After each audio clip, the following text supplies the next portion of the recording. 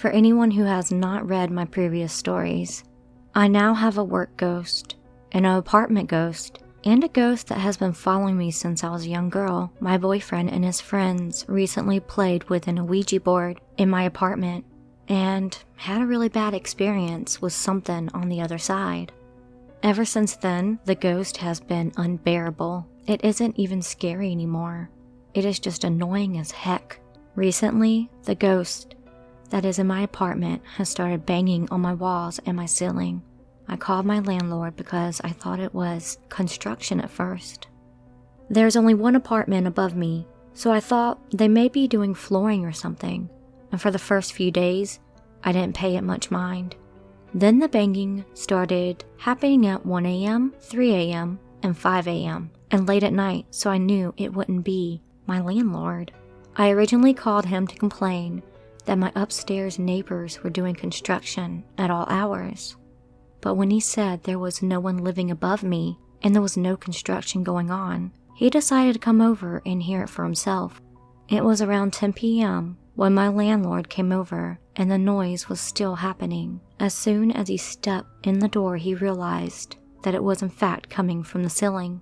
The noise would fade out, but then come back way stronger, and the walls of my apartment were rattling from the intensity of the bangs. My landlord called the police to have someone check the upstairs apartment in case there were squatters, but they checked and didn't find any signs of anyone living up there and no signs of a break-in.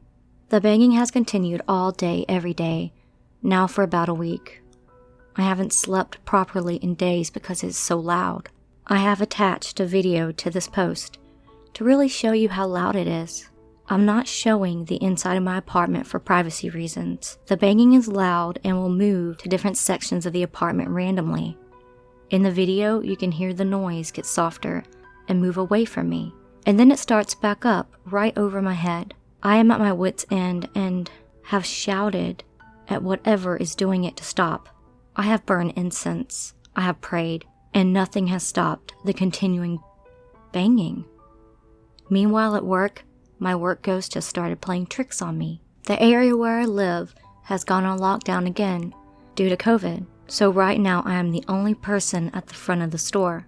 My manager works at the back and picks and packs all curbside orders. Most of the lights are off at the front right now to save on electricity, so it gets pretty eerie at night. I keep hearing tapping at the door that leads to the back of the store, and hearing someone whisper into my ear randomly while I'm working. I keep getting touched by the entity at work, on my arms and back of my neck. I had the ghost blow in my face the other night too, so hard that you could see my hair move on the security camera. I don't know if the increased activity has to do with my boyfriend making the ghost angry, or if he invited something different into my life. I just want it to stop, especially the banging. Living with my parents and fresh out of high school, I really didn't have a direction I wanted to go. I would tend to come home late, most nights. One particular night I arrived and went to my room, watched some YouTube, and then went to bed. I remember my dream real good. That's a rare thing for me, because I forget a lot. I was walking down the hall, through the rooms, when all of a sudden I'm in bed with my little sister, saying she can't go to sleep, she is scared. I looked around and in my brother's room and all, and I tell my sister to just lay down and go to sleep. I'm saying this to her as I see the closet door swing open. In front of the end of the bed, something grabs my leg and drags me off into the floor, where I grapple with this thing. As I fall forward holding on to this man-like creature, all of a sudden, I'm in my bed, sitting up, with this thing trying to get it off of me, as I can now feel his body, like when you skin an animal and you can feel its muscle and bones. That's the only way I can describe it. It finally lets go and jumps back from me off my bed into the wall of my room.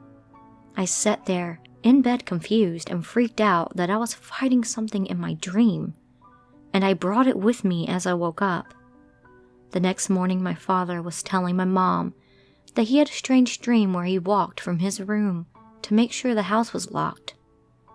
On his way, he noticed someone sleeping on the couch, and that he just thought to himself, oh, it's my wife's sister's husband. They had never met before, and he lived in a different city.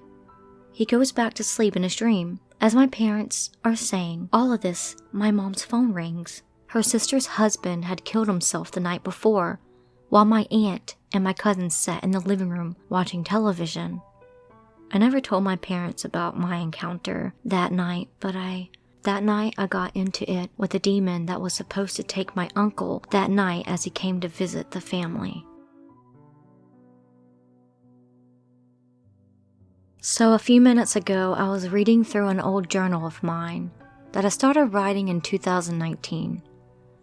I mainly use the journal for dreams and stuff, but while reading it, I recalled something very strange that had happened to me.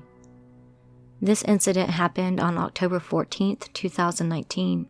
I was still living in my old house and had gone to bed early that night until something very strange happened between about the times 10 to 12. I was in a deep sleep until I became half awake. Then I randomly sat up in bed. It somewhat felt like I had no control over my body as I stared blankly at the coat rack in front of my bed. Next to me was a blue blanket, and after a few minutes of blankly staring at my coat rack, I randomly grabbed the blanket beside me, aggressively threw it at the rack, still feeling like I had no control over my body. I then continued to stare once again at the still standing coat rack. I honestly don't know why I was doing this. Then my phone that was on my bed vibrated, and my next immediate reaction was to throw my phone at the coat rack, which I did harshly. The sound of my phone hitting my tile floors made me snap out of it, and I remember sitting there so confused and wondering what I just did and what had happened. But I got out of bed, now fully conscious, grabbed my phone and fell back asleep. This is by far one of the strangest things I've ever experienced. In my life, I have only had a couple of strange experiences, so I thought I'd write one down and let you guys read it. The incident occurred when I was around 3 years old. As with being that young, I don't remember much from that time except for one vivid memory. My family had not long ago moved into a rental property in the suburbs of Melbourne. It was a nice enough house, small but cozy, perfect for a young family. It began on a day during winter when darkness came early, wherein I was sitting on the couch in the living room watching a kids show that I can't remember. I was kind of zoning out when the eerie feeling of being watched flowed over me, a tingle at the back of my neck that made me stiffen and look around in confusion. Everything was normal. I heard my parents cooking dinner in the kitchen, and my older sister was playing on the ground nearby. I physically felt eyes boring into the back of my head. So following my instincts, I turned and looked out the window. The first thing I noticed was that the curtains were opened, even though it was pitch black outside, and my mom always closed them when the sun went down. Focusing on what's beyond the glass, my eyes searched the whole darkened front yard. A shiver ran down my spine because somehow I knew there was something out there. I froze and fear shot through my very core when the blackness moved and I saw a shape amid the shadows. There was a tall, dark figure lurking under the large tree that stood in the middle of the lawn. This thing looked humanoid, but I couldn't see any detail. It was just jet black, like my eyes couldn't quite focus on it when I looked right at it. I couldn't see its face, but I somehow knew it was looking right at me. I had the feeling that whatever this was, it didn't have good intentions. All I remember thinking, bad, when I saw it. What was even stranger, the pale glow of the street lights left the yard in shadow, but the dark figure cast no shadow. It felt like forever, but was probably only a few minutes that I stood terrified staring at this thing. My heart was thundering in my chest. I felt like a predator being stalked by its prey. Mercifully, my mom's voice broke through my panic as she called us for dinner. Snapping my eyes away from the shadow, I glanced over my shoulder to where my mom was setting the plates on the table. I sighed in relief at the normalcy. I didn't want to look back, but I just had to know if it was still there. So plucking up my courage, I turned back to the window. My eyes widened in shock through when I saw the figure was gone, like it was never there. When I saw that it was gone, I did what any 3-year-old would do, shrug it off and go eat my dinner. I honestly thought this was a dream until I was chatting with my mom and asked her if there used to be a tree in the front yard of our old house and a gray chair in the lounge room. When she told me there was, I freaked out and I told her what I remembered. There were too many similarities to the house, and it's weird that I would remember so much about that incident from being that young, so I figured it had to be a memory. About a year back, I had just gotten back from my shift, and it was about 2:15 a.m. by the time I got all of my stuff put away and changed into comfortable clothing. I was the on-call guy, so I would be coming and leaving at random hours. I had trained my dog to wait by the door when she needed to go out and do her business, and by the time I walked back into my living room, she was whining, a sign that she really couldn't wait any longer. As soon as I opened the door to my backyard, she took off into the darkness, and I sat there looking at something on my phone. Probably Amazon, but I can't remember. It was taking her a bit longer than it normally would have, so I got up and started heading out into the pitch black. It wasn't unusual for her to chase crickets and lose track of time, so every once in a while I would have to go looking for her so we could go back inside. When I had just left the back porch and got onto the grass, I heard my dog yelp. I couldn't tell if she had been spooked or hurt, and my neighbors were real pieces of work, so I assumed they had been out messing around and threw something at her, which I'd had to yell at them for on a couple of other occasions. I ran into the yard and barely saw her outline, by the light of another neighbor's lantern. That was just strong enough for me to discern her from the shadows. She was crouched low in the back by the fence, between my yard and my neighbor's yard, and as I got close to her, I saw that she was shaking pretty bad. I'm by no means a pushover. I'm 6'1" and at this point weighed around 270 pounds, but seeing her shaking like that made me immediately nervous. I've since lost 100 pounds and put on more muscle, but I was still not someone people messed with. She was a German Shepherd Chow mix, and even though she wasn't as big as a typical shepherd, I'd seen her stand down some tough characters, so her being scared was a huge red flag. I tried to guide her towards the house, deciding to take a look at her and come back later to look for whatever had her so spooked, but as soon as I stepped toward her, she started growling and fixed her gaze on something to my left. I turned, and not 50 feet away on the other side of the fence was the biggest dog I had ever seen in my life. I could only see its outline because it was in between me and all the lanterns, but the thing's head was barely below the 5-foot fence. We get coyotes around where I live, but this thing dwarfed them. And coyotes never went into people's backyards. They just wandered around the streets, looking for trash or neighborhood stray cats. We all just stood there for a good 2 minutes, before I came back to my senses and slowly reached for my dog's collar. I got a death grip on it, pulled my dog around the house, and took off at a dead sprint. My dog was hesitant at first, but once I got a bit of a distance between us and the back fence, it was like she broke out of a trance and she beat me to the back door.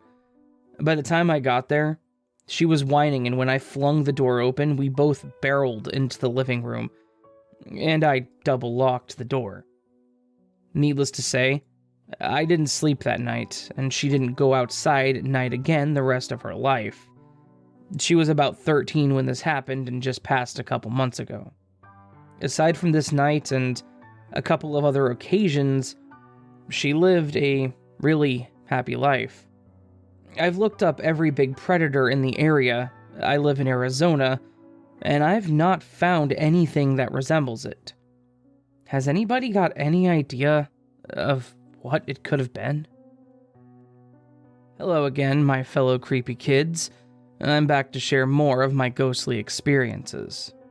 Last week I shared a few stories from my childhood, tea time with 2 dead boys, bouncing shadow, and the blue-lipped boy. And now I want to tell you about the experiences I had during my teenage years. So, my family got evicted from my childhood home of 14 years. We bounced around a few places up until I was 19. In one of the homes, my mother allowed me to have the whole basement to myself. I was an interior design student, so I was able to set up a little art studio down there and not worry about leaving a mess for everyone else. The basement was perfect, and it was all mine. Well, mine and the cat's. I was in there from the moment I got home from school to until I was ready to go to sleep at night. My cat was attached to my hip. He went wherever I went. I would work on my projects, watch some TV, and then head to bed. I'd gotten into the habit of turning off the TV and then heading upstairs with only the kitchen light at the top of the stairs to guide me. I turned off my TV and made my way to the stairs. My cat followed, but then I heard him start to make angry noises. I looked down and he was staring to the right of me. Then, out of nowhere, he sprinted up the stairs, got to the top, turned around and glared at something to my right. He hissed and swatted, and I barely got the words, "fuck" out, when I heard a breathy, low but audible whisper, "Listen," in my right ear. Just thinking about it makes my right ear prickly. I stiffened up, my body went on autopilot, and I slowly climbed the stairs. I don't remember what happened next, if anything at all. Cut to a few years after. Like many bored kids/teens with limited funds, my friends and I had gotten into exploring scary, haunted, or abandoned spots throughout our state. The one night, my friends and I piled into one of our friends' cars and decided to go check out Annie's Road. Supposedly, the road was haunted by the ghost of a young girl who was ditched on prom night. She was walking along this dark road and was hit by a truck. The driver couldn't stop immediately, so they ended up dragging her body for X amount of distance. There was a patch of the road that was smeared with her blood. Locals say that the blood permanently stained the road, and they even repaved it several times, but the blood still showed up. A ghost of a young girl doomed to roam the same road she died on, and a bloodstain that won't go away, and my friends and I had to go check it out. My friend drove a beater from the 80s where a lot of the amenities weren't working properly, or stopped working completely.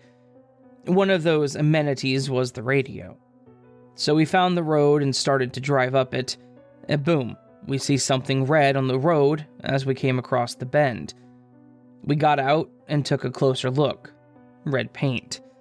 We had heard rumors that her father had routinely painted where the original bloodstain was to remind the town of the tragedy, so it didn't so much startle us as it did excite us.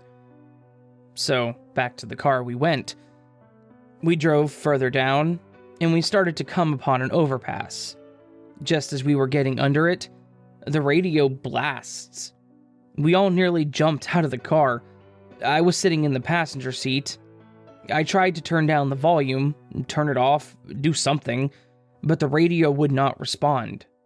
What's creepier, the song that played was the old dancehall song Murder, She Wrote, and it had blasted during the chorus. And then, silence. No more music. My friends and I decided to call it a night after that.